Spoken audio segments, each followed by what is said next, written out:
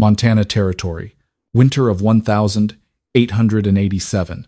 On a night with negative 42 degrees Fahrenheit wind, Haven Ridge witnessed 3 deaths occurring within the same 4 hours, all from the same cause. Human beings defeated right inside the very log cabins they believed to be safe. No cries for help, no signs of struggle. Only the cold fact. The human body could not withstand the rapid temperature drop in the very locations that every traditional cabin overlooked the corners. In the Whitlock cabin, the 7-year-old child lay tilted toward the northwest corner, where the temperature was more than 20 degrees Fahrenheit lower than the area near the fireplace. The water in the bucket placed 10 feet from the hearth was still warm, but the layer of water a few feet farther had frozen solid. In the Morrison house, the elderly grandfather succumbed to hypothermia even though his son had kept the fire going from the start of the night. And most cruelly was the death of Nathan Harrow, the young, strong man, husband of Eleanor Harrow.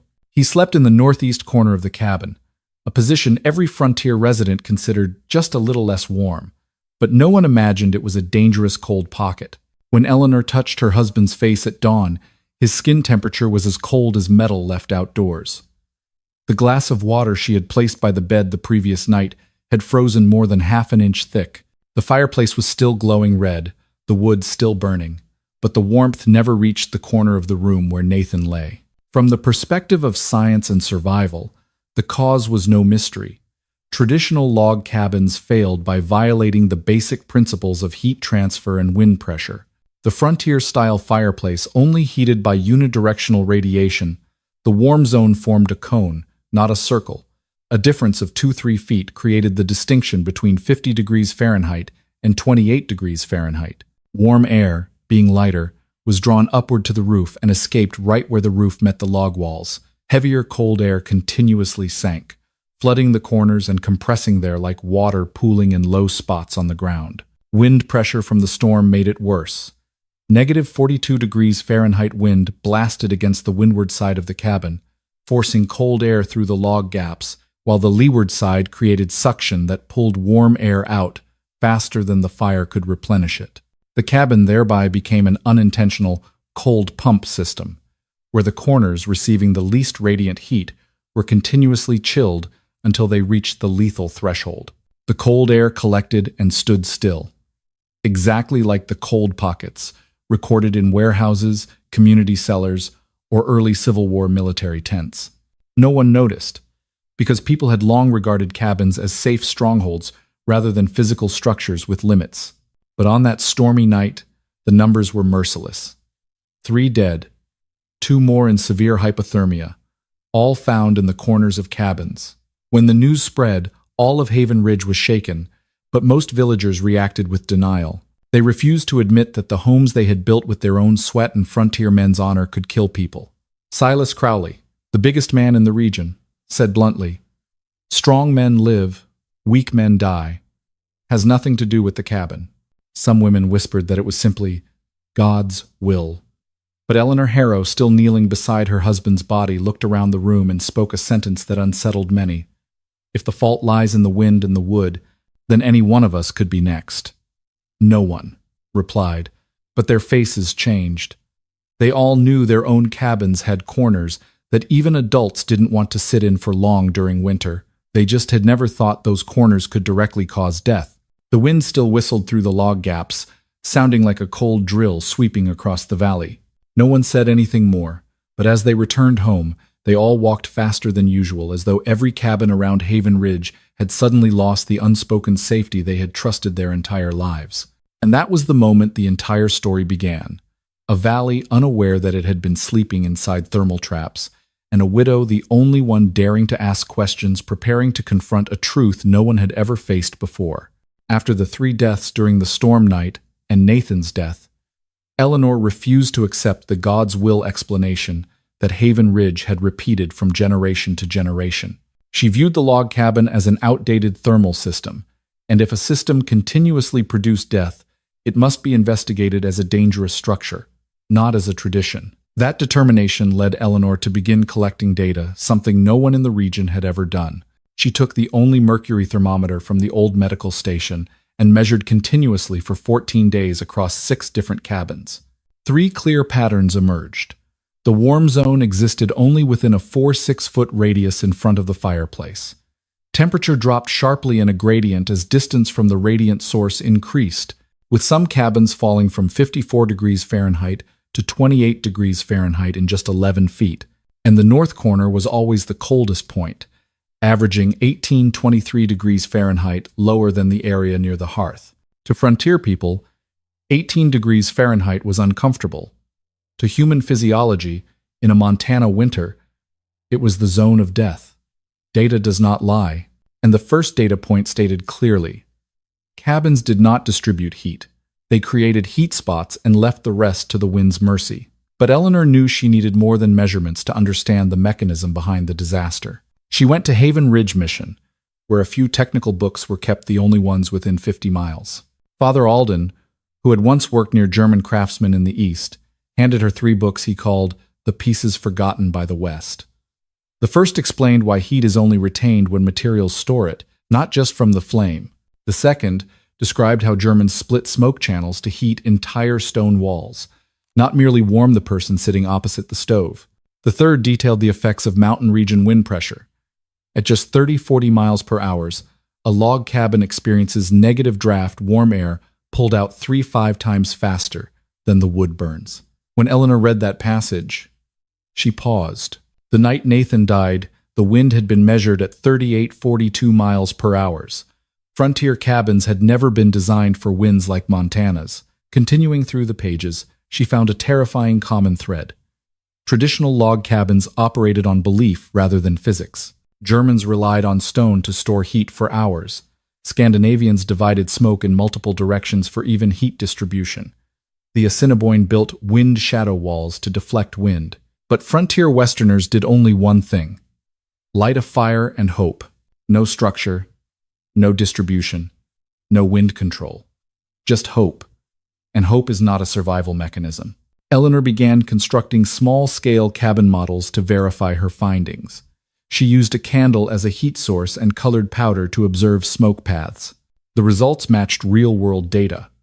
Hot smoke was drawn to the ceiling and escaped in seconds through tiny gaps.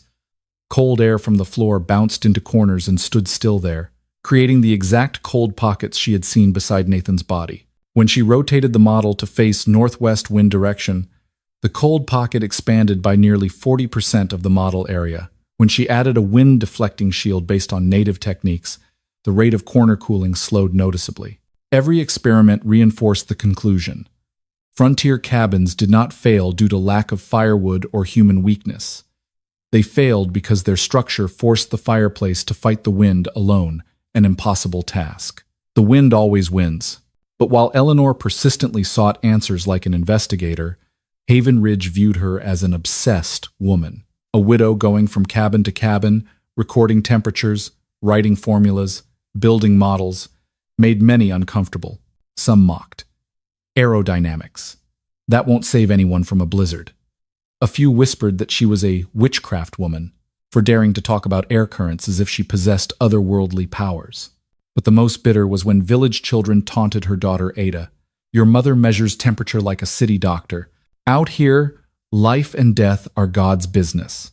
When Ada ran home with red eyes, Eleanor understood that the path she was taking opposed not only the cold, but also the deep-seated beliefs of the entire community. Yet she continued, no matter what anyone said, every cabin she visited carried the same smell of trapped cold, the same dark north corner, the same stagnant air she had seen in her husband's lifeless eyes. Gradually, through measured data, books read, and model experiments, Eleanor mapped the invisible geography of the frontier cabin. The bright hot zone was only 6 feet in front of the hearth. Beyond that, temperature dropped 4 degrees Fahrenheit per foot, and in the corners, wind won completely. Every cabin in Haven Ridge shared the same core flaw: heat concentrated, cold spread. This was not a problem of fixing one cabin, but of correcting a concept. And that was the moment Eleanor realized she was not merely seeking an explanation for Nathan's death, she was facing a survival equation the entire region had never dared to name. On an early September evening, as the seasonal wind shifted and the first chill touched the valley, Eleanor placed her hand on her notebook, reviewing all the data: 18 degrees Fahrenheit difference in the Morrison cabin, 23 degrees Fahrenheit in the Whitlock cabin, 21 degrees Fahrenheit in the Harrow cabin, 14 cabins with the same north corner cold pocket, water freezing time in the Jensen cabin barrel at 2 hours 11 minutes. Those numbers merged into a picture so clear it made her shiver. Frontier cabins did not have dangerous zones. They had a dangerous structure. When Father Alden asked what she planned to do next, Eleanor gave only one short answer, but it opened the entire remaining story. I don't want another winter killing more people. Her voice did not tremble, did not rage. It was as certain as the numbers she had recorded. It was no longer the grief of a widow. It was the vow of someone stepping into a war with nature, using a weapon no one in Haven Ridge had ever employed: knowledge. When the underground smoke channel system was complete with no remaining bottlenecks, Eleanor moved on to the hardest part: erecting the 4 chimneys at the 4 corners of the cabin. In traditional frontier cabins, the chimney was always placed in a single location directly above the fireplace, but with the structure she was building, each corner needed its own chimney, about 7 feet tall, to exhaust smoke in proper rhythm and keep the pressure balanced in every direction.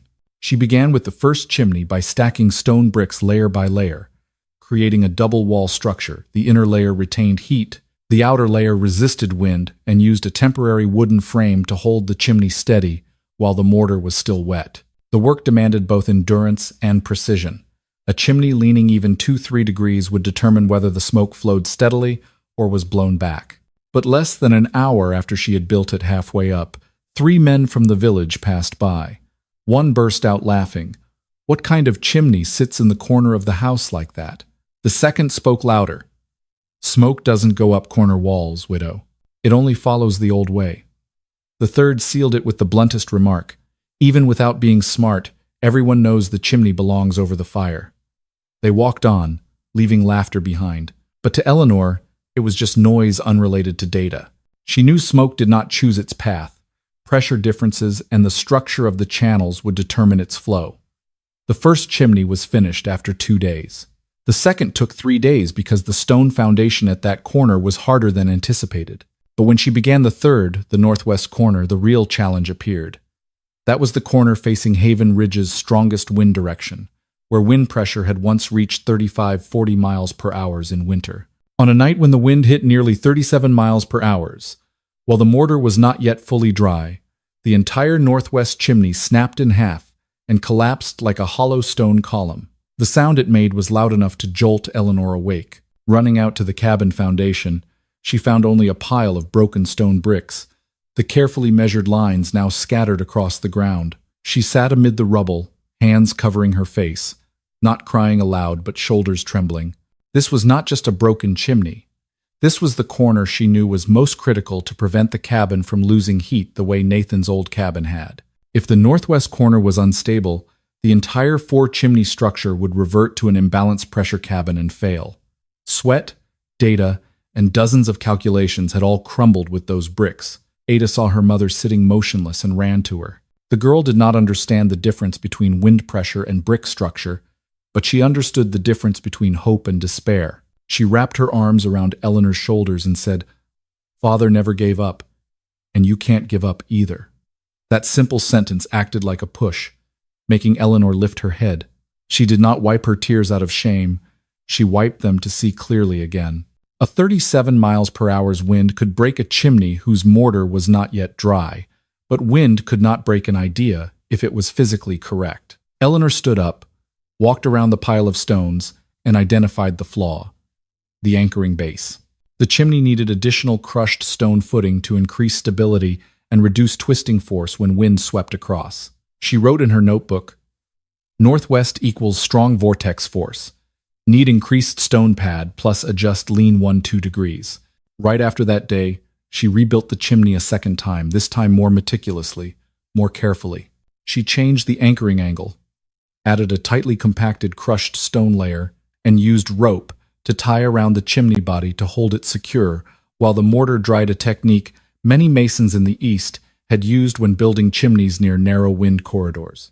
The rope would be removed after 48 hours, when the bond was strong enough. After 4 days of nonstop work, the northwest chimney stood firm. And once the third was complete, the fourth began immediately. The villagers continued to watch with puzzled faces. One woman whispered, "Why not share one chimney like normal people?" A man shook his head. "Monster house with 4 heads. Where's enough smoke for 4 chimneys?" But Eleanor answered no one. She simply placed the next brick in position. When all 4 chimneys were finished, from above they looked like 4 slender pillars standing at the 4 corners of the cabin like 4 thermal landmarks. No one in Haven Ridge understood the logic beneath them, but everyone could see one thing.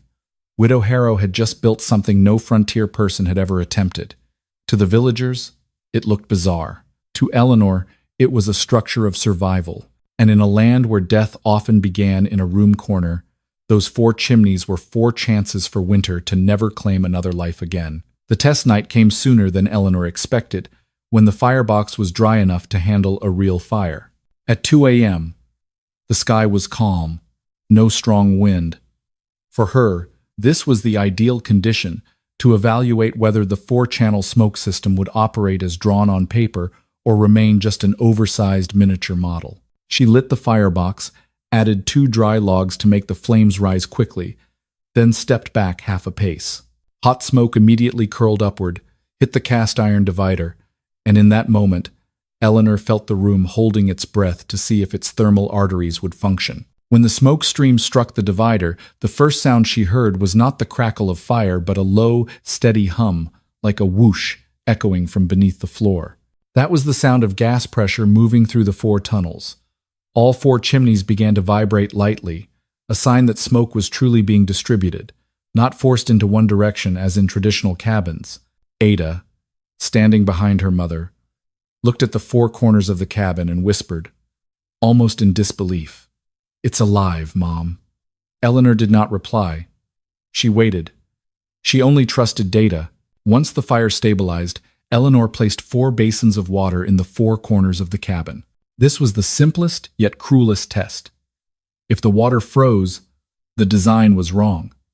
If the water stayed liquid, it was the first signal that the cabin could resist the cold pockets that had once killed Nathan. 2 hours passed. The fire was reduced to glowing coals, but the temperature inside the cabin did not fall into any dangerous zone. When Eleanor touched the first basin, the surface was still liquid, the second liquid, the third liquid, and the fourth still gently warm. She checked the thermometer. The difference among the 4 corners was only about 1.6 to 1.8 degrees Fahrenheit, a variance so small the cabin had virtually no cold zone boundaries. This was a number no frontier cabin in Haven Ridge had ever achieved, even in the calmest conditions.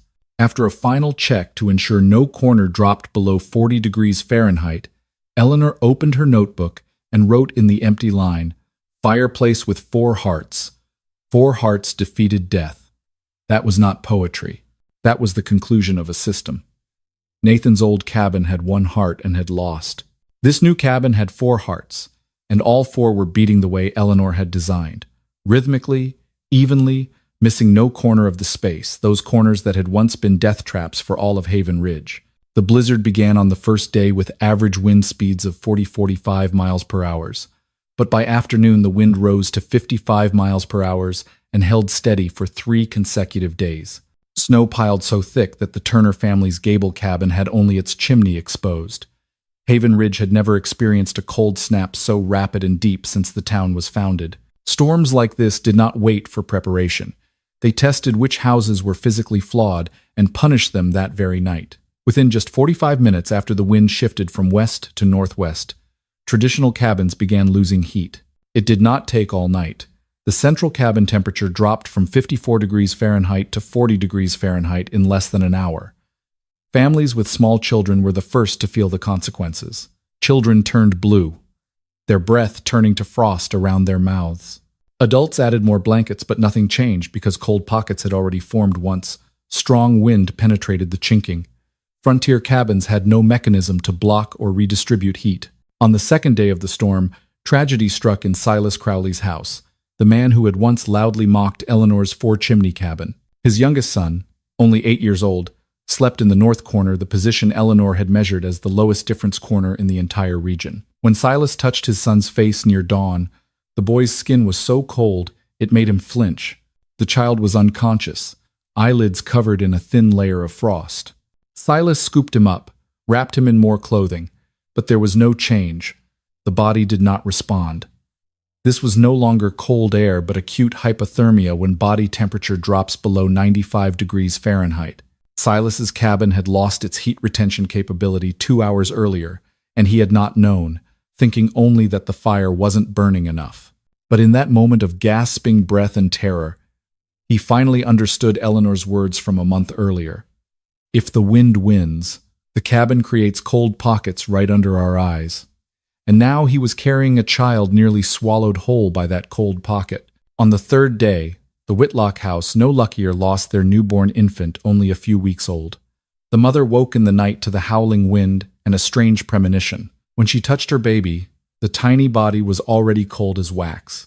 That moment silenced all of Haven Ridge as the news spread. Frontier Americans were harsh about the concept of survival, but the death of an infant always pierced the community's heart, because it was something no one wanted to admit. Their own cabins could kill their children. And that was also the moment many began looking toward Eleanor's cabin, where the 4 chimneys still sent up steady, straight smoke, neither leaning, shaking, nor backdrafting. By the 4th day, Caleb Price, the farmer living about 700 yards from Eleanor, was the first to act. His 10-year-old daughter Liddy had developed hypothermia despite keeping the fire going for 2 nights. Caleb's cabin had obvious weaknesses.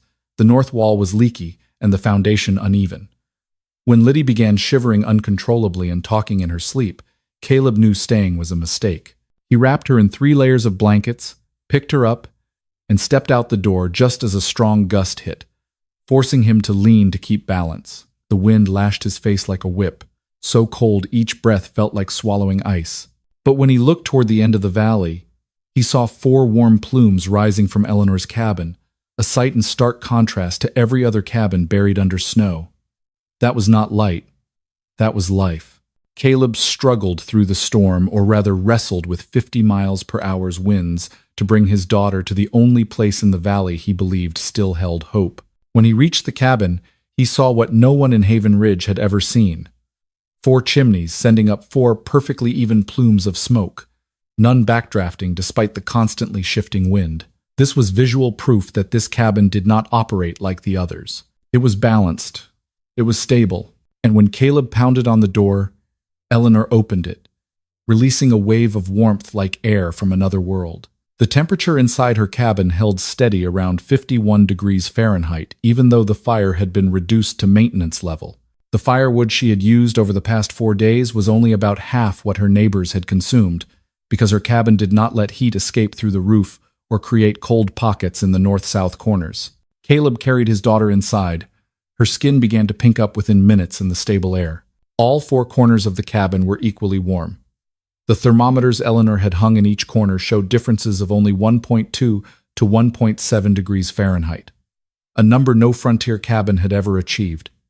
Even in spring, the people taking shelter inside, old and young alike, looked around and said nothing, because everyone understood the obvious truth.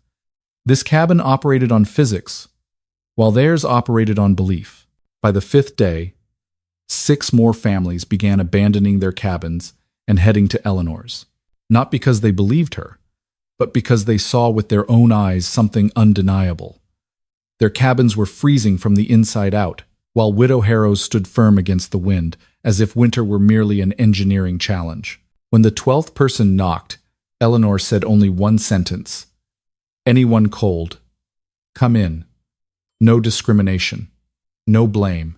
And each time the door opened, the warmth of the 4-chimney cabin poured out not as a miracle, but as clear proof that Haven Ridge had been wrong about winter for many years. The storm continued sweeping through the valley for another 4 days, but from that point on, the entire community was forced to face a truth.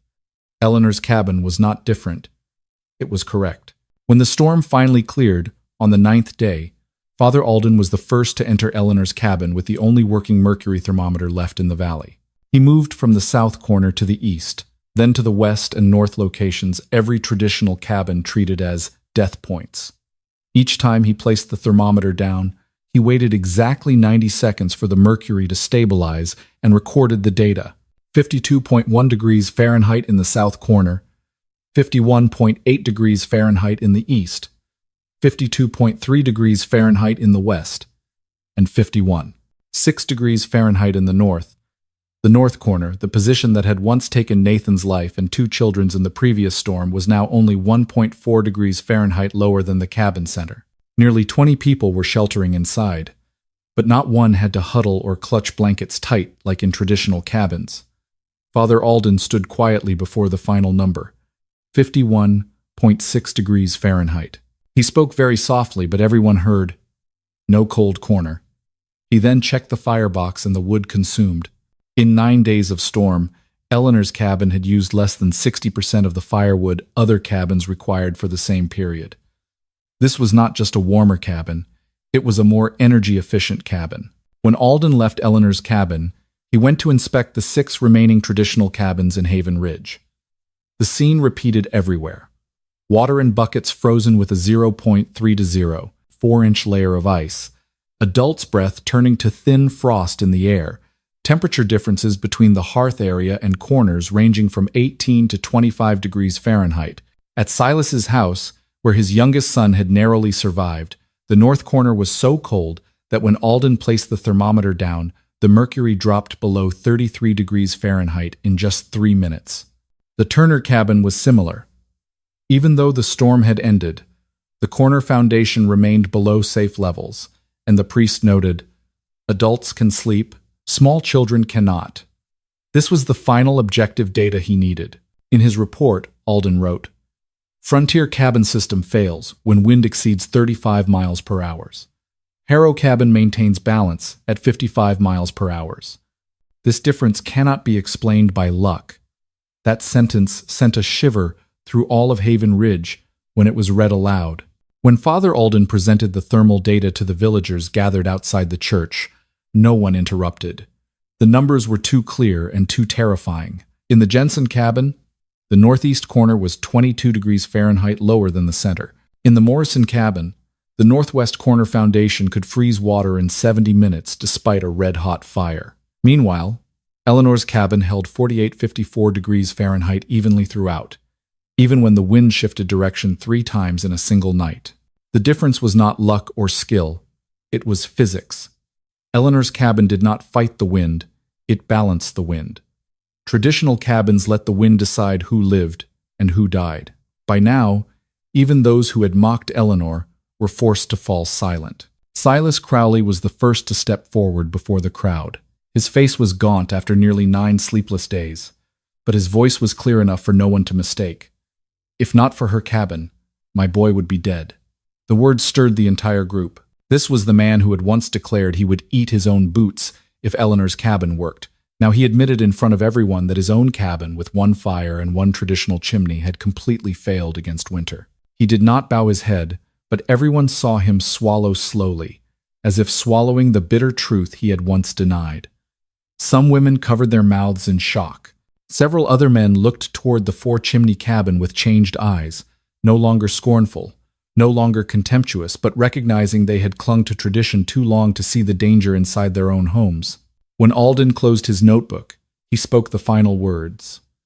"Eleanor's cabin is not strange. It is correct." And in a valley that lived by experience more than by science, this was the first time the community heard someone conclude that what they had believed for decades was wrong. The storm had stopped, but the truth that had just been revealed would change Haven Ridge forever.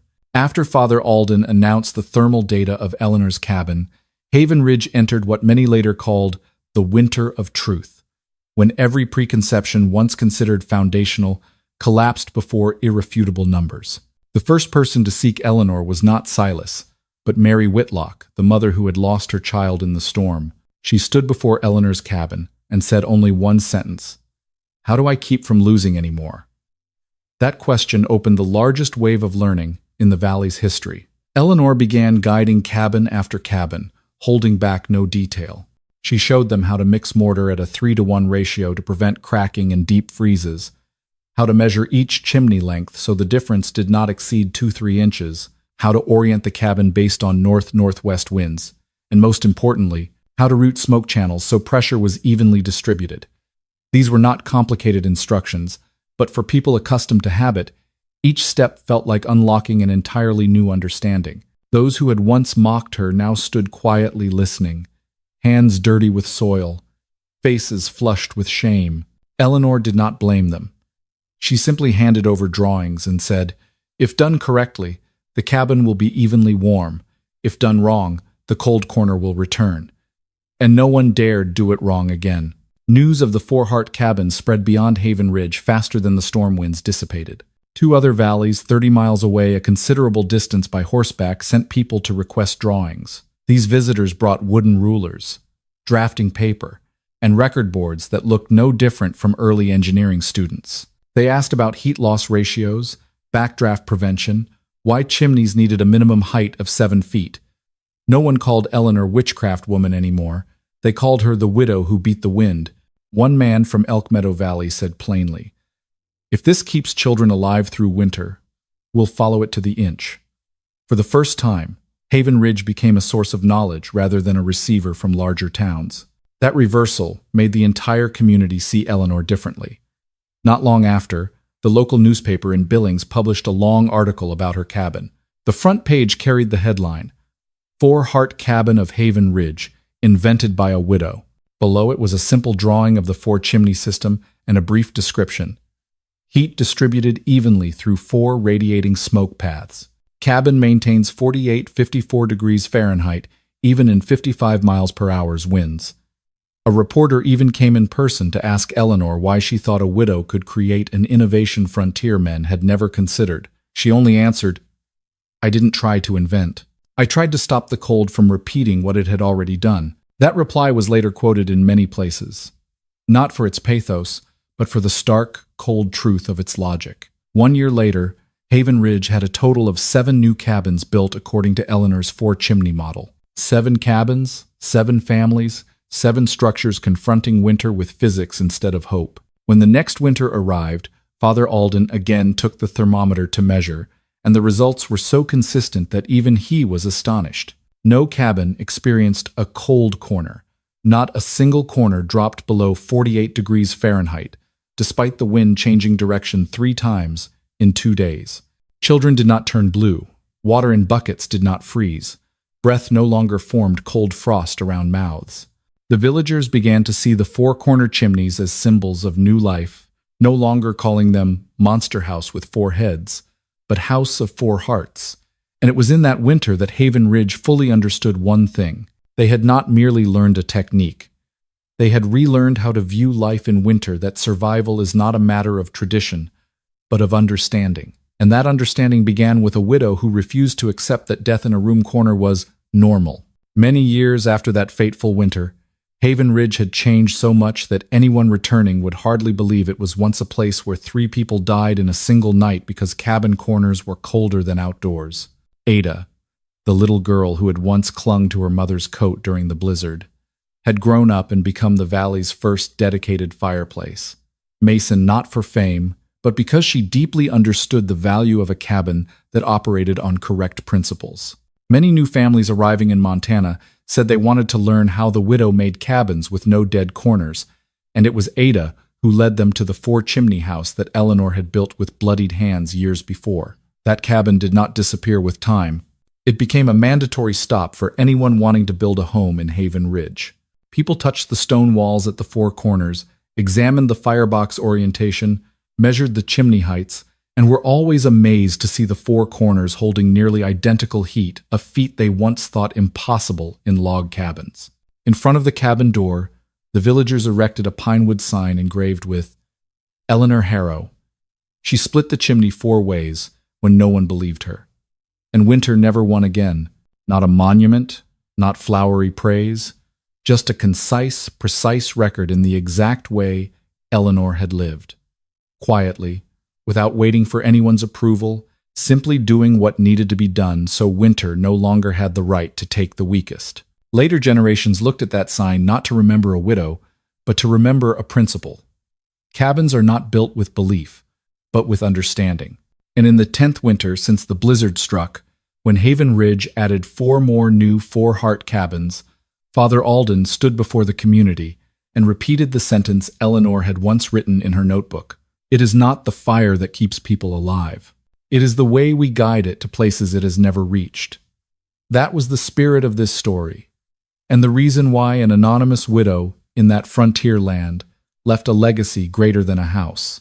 She left behind the way a community looked at winter, at life, and at the very structures they once believed were unchangeable. When the north wind blew through the valley again at year's end, people only needed to look up at the four chimneys sending up even smoke to understand Haven Ridge no longer trembled before winter as it once had. Not because winter had weakened, but because they had finally learned what Eleanor had seen long ago. To survive, you must understand the cold, not fear it. Thank you for following the story to the end. If you found it meaningful and touching, don't forget to subscribe to continue joining new journeys. See you in the next video.